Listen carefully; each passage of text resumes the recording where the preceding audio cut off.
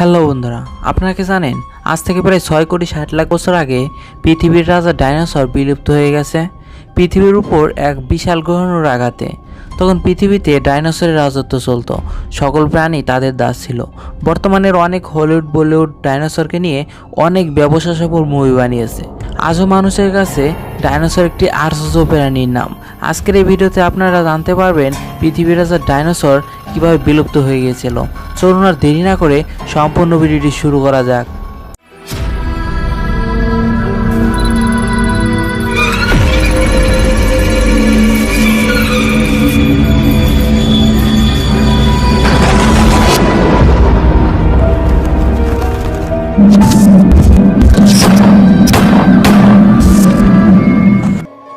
পৃথিবীর বুকে একসময় বিচরণ করত যে অতিশয় ডাইনোসর, আজ শুধু তাদের হাড়গোড় পাওয়া যায়। কারণ আজ থেকে প্রায় 6 মিলিয়ন বছর আগে এক ভয়ঙ্কর ঘটনার পরিণতিতে তারা সবাই মারা গেছে।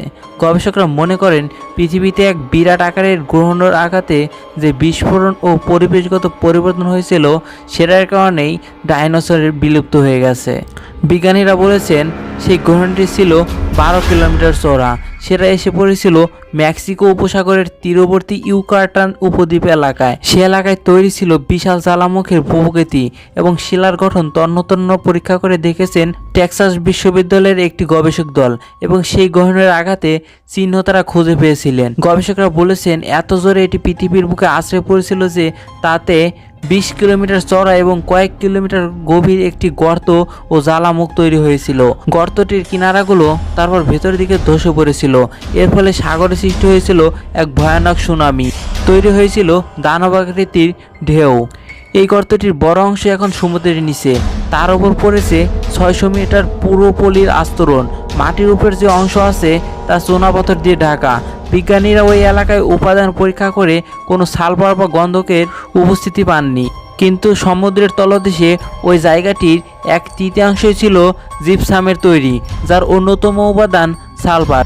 বিজ্ঞানীরা বলেছেন সেই সালফার হয়তো ওই গ্রহাণুর আকাশজনী বিস্ফোরণের কারণে সাগরের পানিতে মিশে গিয়েছিল এবং তা আকাশের মাঝে ছড়িয়ে পড়েছিল। তার ফলে নাটকীয়ভাবে আবহাওয়া অত্যন্ত ঠান্ডা হয়ে যায় এবং কোনো প্রাণী বা গাছপালা বেঁচে থাকা দুরূহ হয়ে ওঠে। বিজ্ঞানের অন্যতম টেক্সাস বিশ্ববিদ্যালয়ের অধ্যাপক শক গুলিক বলেছেন 100 কোটি টন সালফার বায়ুমণ্ডলে মিশে যাওয়ার ফলে তাপমাত্রা স্বাভাবিকভাবে চাইতে অন্তত 25 ডিগ্রি নিচে নেমে যায়।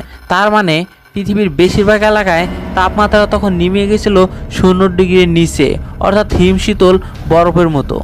তিনি আরও বলেছেন রক্ষণশীল হিসেবে মনে করা যায় যে ওই ঘটনায় পৃথিবীর বায়ুমণ্ডলে প্রায় 325 গিগাটন সালফার ছড়িয়ে গিয়েছিল। এত ঠান্ডা আবহাওয়ায় স্তন্যপায়ী প্রাণীরা বেঁচে থাকতে পেরেছিল, কিন্তু ডাইনোসররা বাঁচতে পারেনি। ডাইনোসররা কেন সহসাই পৃথিবী থেকে নিশ্চিহ্ন হয়ে গিয়েছিল তার সম্ভাব্য কারণ ব্যাখ্যা করে যেসব তত্ত্ব আছে তার মধ্যে এটি বিজ্ঞানের মধ্যে জনপ্রিয়। অধ্যাপক গুলিকের গবেষণায় এ তত্ত্ব সমর্থনে বেশ কিছু যুক্তি মিলে যায়, আর এইভাবেই পৃথিবীর রাজা ডাইনোসর বিলুপ্ত হয়ে যায় এবং স্তন্যপায়ী প্রাণীদের রাজত্ব শুরু হয়।